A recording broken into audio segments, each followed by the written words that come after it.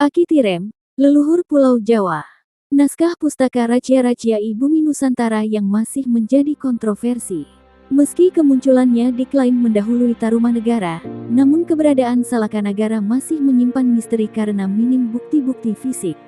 Satu-satunya bukti hanya berupa cerita dari kronik China yang menyebut terjadi hubungan dagang antara kerajaan itu dengan dinasti Han.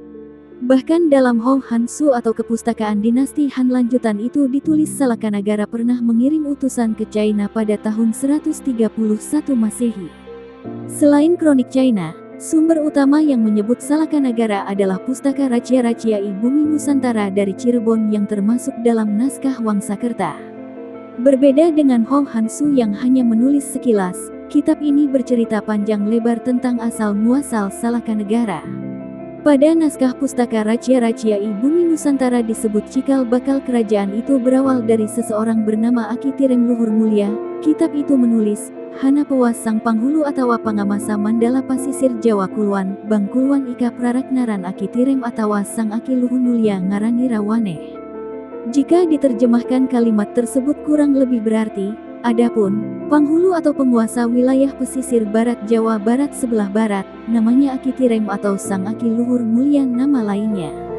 Pustaka Raja-Raja Bumi Nusantara juga menyebut kala itu Pulau Jawa ramai didatangi para pengelana, pencari suaka hingga orang-orang yang melarikan diri dari daerah asalnya. Mereka datang bergelombang ke Jawa karena dianggap sebagai wilayah yang makmur. Di antara para pendatang itu termasuk Deva Farman, seorang duta keliling dari Palawa di India Selatan. Konon dalam perjalanannya ia telah menyambangi yang ujung Mendini, Bumi Sopala, Yawana, Syangka, China, hingga Abbasid di Mesopotamia.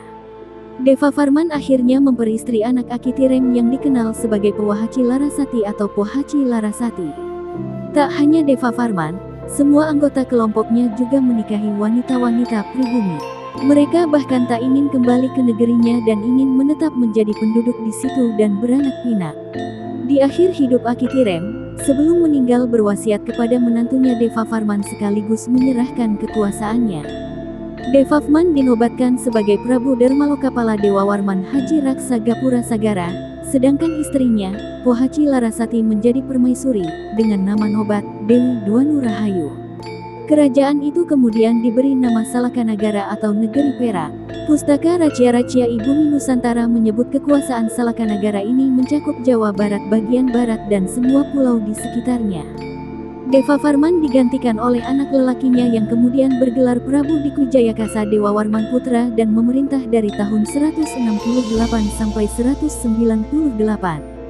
Ia digantikan oleh anaknya yakni Dewa Warman III dengan gelar Prabu Singasagara Bimaya Sawirya yang berkuasa pada tahun 195 sampai 238. Pada masa pemerintahannya itulah ia mengadakan hubungan dengan Maharaja China dan Raja-Raja India. Permaisuri Deva Farman III berasal dari Jawa Tengah. Berturut-turut kemudian Salakanagara dipimpin oleh Deva Farman IV, Deva Farman V hingga mencapai masa kejayaan di era Deva Farman VIII. Kerajaan ini meredup pengaruhnya setelah Jayasinghawarman yang merupakan pendiri Tarumanagara sekaligus menantu Dewa Warman VIII memindahkan ibu kota dari Rajatapura ke Tarumanagara. Semenjak saat itu Salakanagara berubah salah satu bagian dari Tarumanagara. Menjadi persoalan justru karena naskah Wangsakerta masih penuh kontroversi dan menyebut digarap oleh para Mahakawi di bawah pimpinan Pangeran Wangsakerta di Cirebon. Meski disyukuri karena lengkap menceritakan sejarah, di sisi lain, sumber, naskah Wangsakerta